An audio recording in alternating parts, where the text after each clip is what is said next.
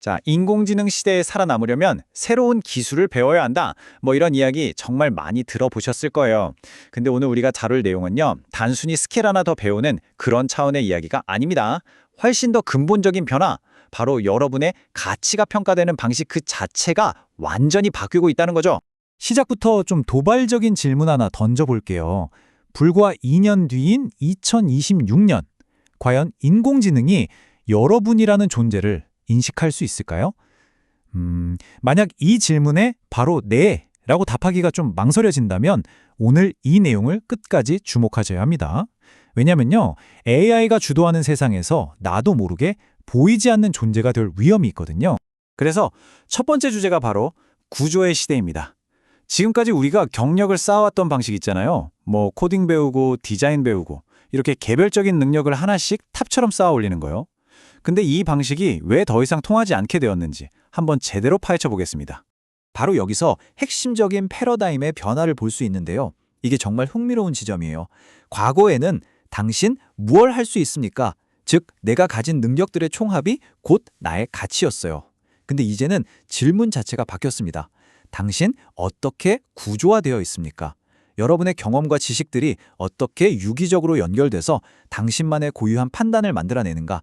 바로 그 구조가 여러분의 새로운 가치가 되는 시대라는 겁니다. 아니, 근데 왜 이렇게 바뀌는 걸까요? 그 이유는 바로 인공지능의 역할이 엄청나게 진화했기 때문입니다. 예전에 AI는 그냥 번역이나 코딩 같은 특정 작업을 돕는 도구에 불과했잖아요. 근데 지금은 어떻죠? 이미 생산의 중심에 딱 자리 잡고 있죠. 그리고 2026년쯤 되면 AI는 단순 업무를 넘어서서 전략의 초안을 제시하고 의사결정에 직접 참여하는 전력적 파트너가 될 거란 말입니다. 이건 뭘 의미하냐면 인간의 개별 능력 하나하나는 이제 AI가 너무나도 쉽게 대체할 수 있게 됐다는 뜻이죠. 자, 그렇다면 이 새로운 시대가 가져올 가장 큰 위험은 뭘까요? 그건 바로 보이지 않게 되는 것입니다.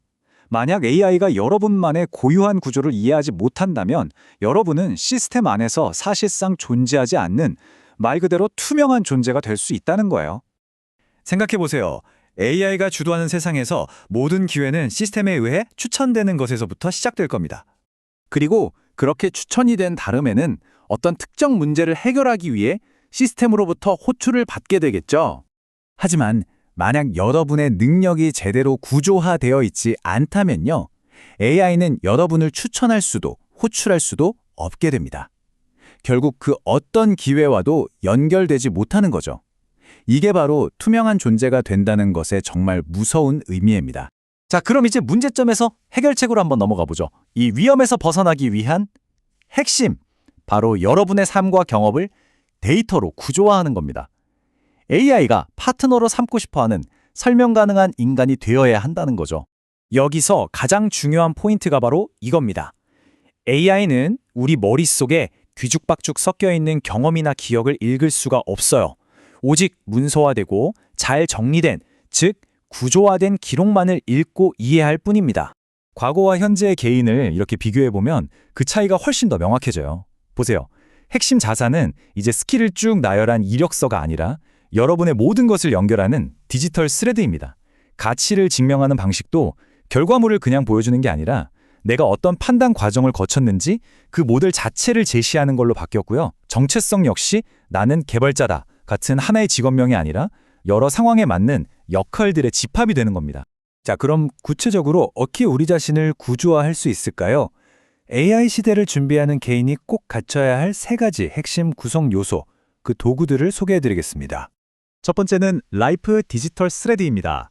이건 뭐냐면 여러분의 삶을 흩어져 있는 낱장의 사진이 아니라 모든 경험과 지식, 결정이 시간 순서대로 쭉 연결된 한 편의 영화 필름처럼 만드는 개념이라고 보시면 돼요.